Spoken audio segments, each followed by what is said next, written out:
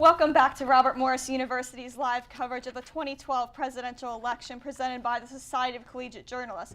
This is the second hour of our 4 hours of coverage live from the Academic Media Center. I'm Leah Fleischel. And I'm Patrick Ryan. We'll continue this hour with our look at election night returns, social media reports, and coverage from throughout the campus. Haley has an update over at the social media desk with Twitter trends, status updates from the candidates themselves, RMU student opinions, and anything else out there in the social media stratosphere. Thanks, guys. Let's take a look at some of the trending topics in Pittsburgh right now. Vote Obama is promoted. I voted, election 2012, go vote Romney. A lot of people trying to get people out there voting. And Connecticut is also trending. Ohio and Florida were recently trending, but they just kind of turned off there. Some important swing states. Anderson Cooper talking a little bit about the long lines in Florida today. Very, very long lines. People waiting hours to vote, which is incredible. Let's look at some of the live results here. We have Indiana, Vermont, Massachusetts, Rhode Island, Connecticut, Delaware, DC, all Obama states. And then we have a few more Romney states over here. Then we're going to go back over to the desk with Leah and Pat. Thank you, Haley, for that social media update. At 9 o'clock, the polls closed for 13 states, accounting for 153 of the Electoral College votes, including New York, Michigan, Texas, Nebraska, and more. As we hear results, we will continue to let you know. We have some breaking news. Romney is leading Electoral College vote 88 to 75, but big states such as Ohio, Florida, Virginia, and Pennsylvania should come in during this hour. In Pennsylvania, Obama is leading early, but only 3% of the votes have been counted thus far. Florida's 29 electoral votes are crucial in tonight's election, according to CNN analysts.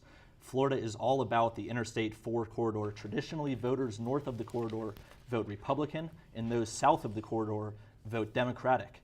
As of 8:50 this evening, President Obama holds a slight lead over Governor Romney, 50% for the president and 49% for the governor, with 53% of the votes in. That's just slightly over 100,000 votes.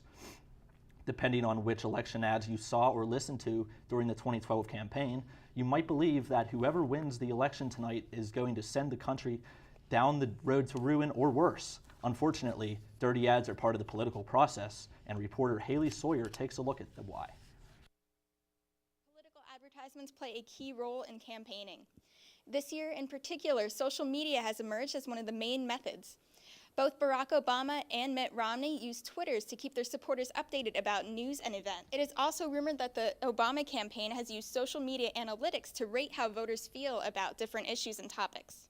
The social media analytics company NetBase has even come up with an election mood meter that uses data from tweets about Mitt Romney and Barack Obama to rate the overall attitude of voters. Mitt Romney would turn back the clock for women.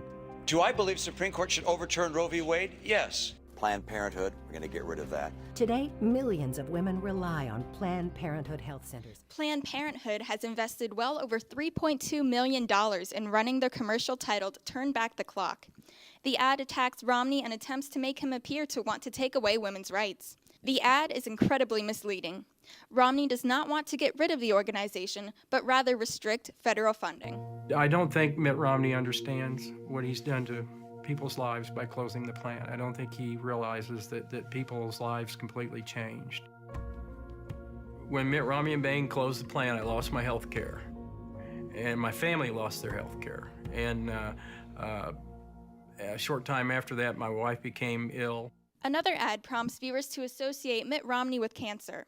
The ad talks about a woman's loss of health insurance and her death from cancer shortly afterward. In reality, the factory from which she received insurance had closed long before she developed cancer, and she did, in fact, have insurance at times from another employer. I was a big Obama supporter. One Florida commercial focuses on the Jewish vote. It blames Obama and the Democratic Party as a whole for weakening U.S. relationships with Israel. The ad attacks Obama's stance on Israel and the Israeli-Palestinian issues. One might say that the ad is effective because it seems as if Michael Goldstein, the featured Jewish man, is speaking from the heart, even though his opinions are based on false statements.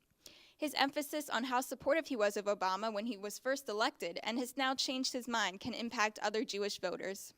I recently spoke with Andrew Blazek, CEO of RMU's Ad Club, to see what he had to say about this year's campaign advertisements. Well, it's the million-dollar question. That's what we think about every time we do it. But our motto at Ad Club is what we do is everything we do is simple but effective. So if an ad is simple and not too wordy and it affects the viewer in a good way, then I think that every ad's going to be different, but that's going to be your main focus, if you will.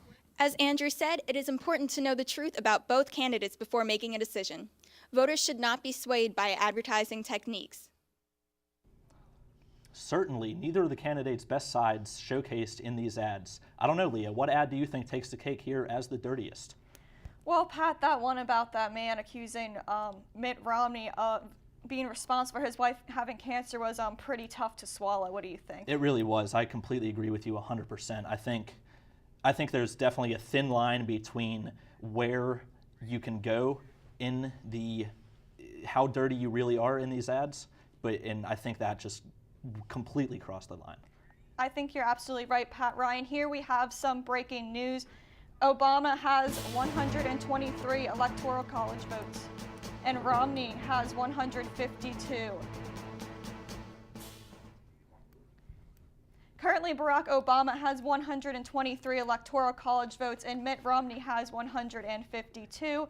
Coming up next, we'll check in with our own Kyle Gorsey to see what's going on in Moon Township, in addition to hear all about voting for the first-timers here at Robert Morris and just what it means to them right after this break. You're watching Robert Morris University's live coverage of the 2012 presidential election presented by the Society of Collegiate Journalists. We'll be right back.